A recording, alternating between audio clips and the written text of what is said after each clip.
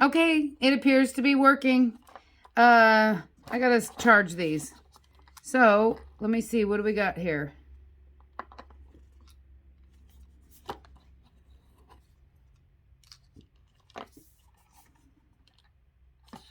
Okay, that's not it. Okay, hang on here. It's these microphones that I'm using.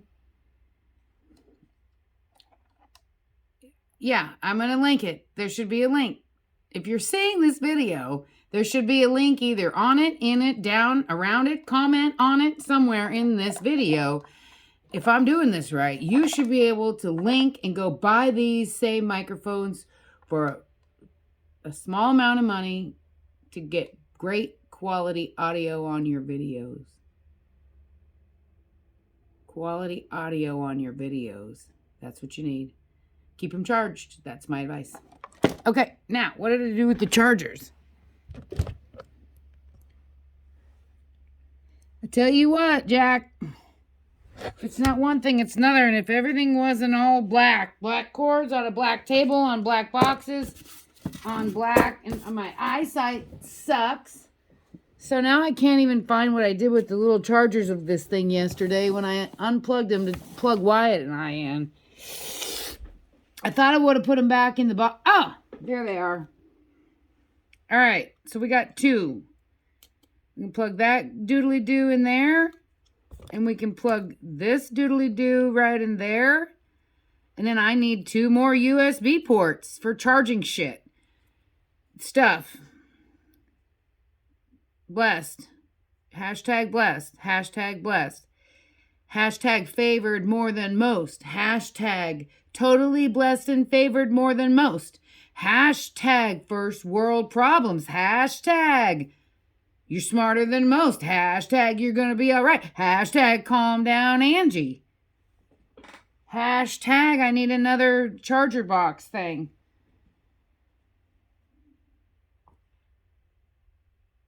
Well, we're just going to have to get along without these today. And then I'm going to go ahead and find a couple more charger boxes today somewhere in all this stuff. Okay. So we're going to put them away so that Finley does not get them and then we regret life. So we're just going to put them away for now. And that's just how that one's going to go. Okay. That's just how that one's going to go. Okay. Okay. Boom. Now, back to the business that we had at hand here. And we were going to go ahead and read a little bit of this devotion. What I have out here today, guys, this is going to be our project for the day. Do you know that we now own a Cummins-owning generator? We do. We own a generator. And we got to take care of it. And right now we're in a little bit of distress because the whole motor coach went dead. I lost both batteries and the motor battery. Everything was flat dead. So that's caused an issue with my generator. It's not getting a spark to even try to start. So that's on the to-do list. I asked a couple guy friends that I thought might know, and they asked me, do you got a user's manual? Well, yeah, I got a user's manual. Of course I got a user's manual. I was trying to go to you guys to see if you could shortcut me the Cliff Notes. So the 2 times I reached out for help, I was directed back to my user's manual. So I'm going to go ahead and download a user's manual off of the Cummins website today. And inside this little handy dandy doodly boo right here, we have a little small guide that I read cover to cover this morning. Yep, cover to cover. We know a little bit about it. I probably will have to read it again to retain the other half of the information in it, but we got it. We have it. We're going to take care of it because we need it. And Finley needs it.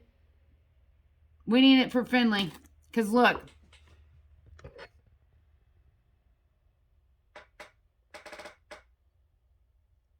He's stressed. Finley. Are you stressed?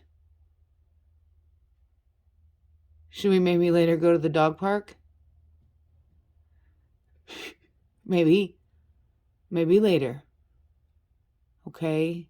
Maybe later. One thing about Finley, he can go back to sleep.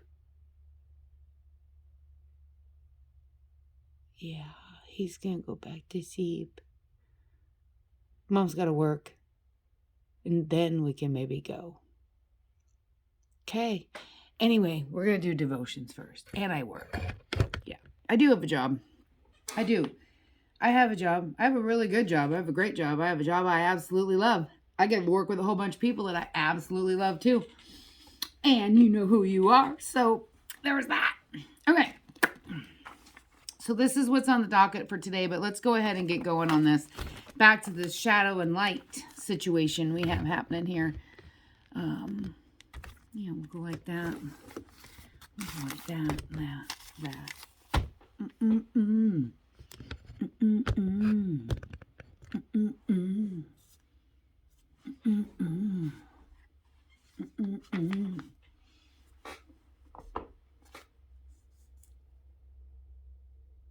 Okay.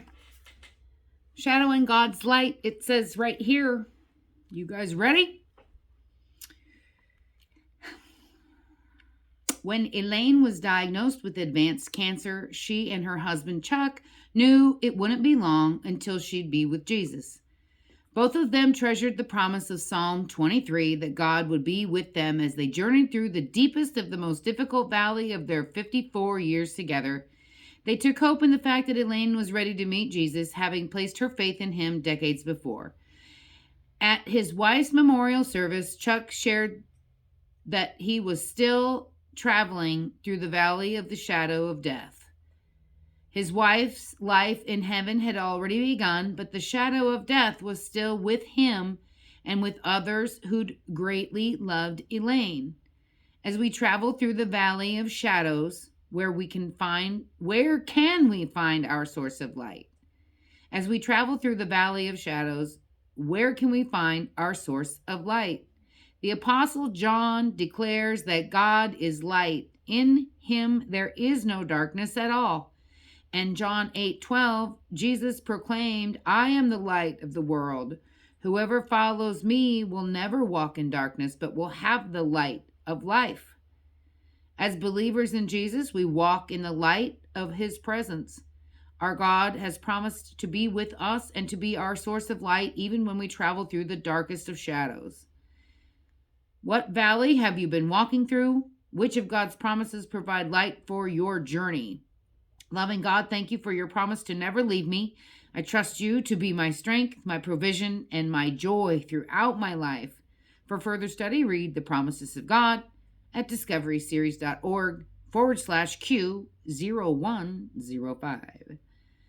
Yeah, be the light, guys. You have it inside of you. Do it. Be it. You are the light. So go. Be the light. Be your God-given light lit up by the Spirit of God inside of you. Yeah, Jesus himself tells us this right there. Yeah.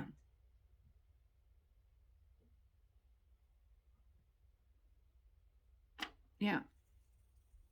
Okay, there's that one. And then, I don't know, let's just go with this one, a fitting time. Yesterday, I purchased an airline ticket to send my firstborn child to college. I'm surprised the keyboard on my computer still functions given the waterworks my eyes unleashed on it during the flight selection process. I have so enjoyed my 18 years of daily life with her that I am saddened by the prospect of her departure. Yet I wouldn't rob her of the opportunity that lies ahead simply because I miss her. At this juncture in her life, it is fitting for her to embark on a new journey to discover adulthood and explore another part of the country. As this season of my parenting draws to a close, another one begins. It will undoubtedly bring both new challenges and new delights. Solomon, Israel's third king, wrote that God appoints a time for everything and a season for every activity under the heavens. We humans have little control over the events of our lives, whether we view those events as favorable or not. But God, in his mighty power, takes everything beautiful in its time. In seasons of heartache, we can trust God to bring something good from them. In time, our comforts and joys may come and go, but his works will endure forever. We may not relish every season, Some are quite painful, yet he can bring beauty to them all. What hard season are you facing? How has God revealed to you that he can be trusted even in the midst of your challenge? Father, you've permitted this season in my life. Help me be content in the midst of it and to recognize your power and might are at work. Yeah, amen. Okay, and then we did not get enough tickets to sit as a group for the women's brunch. So we're meeting at Gilroy's on this Saturday coming up at 9 a.m. And I'm going to pull together some talking points and do a little research on the guest speaker that they have coming for us and the book that she wrote. So we stay on topic, and I think we're going to do a little ornament exchange too. So it started with me and my friend Tracy, and then hopefully it balloons into more, but we'll know by Wednesday. So, all right, have a great day.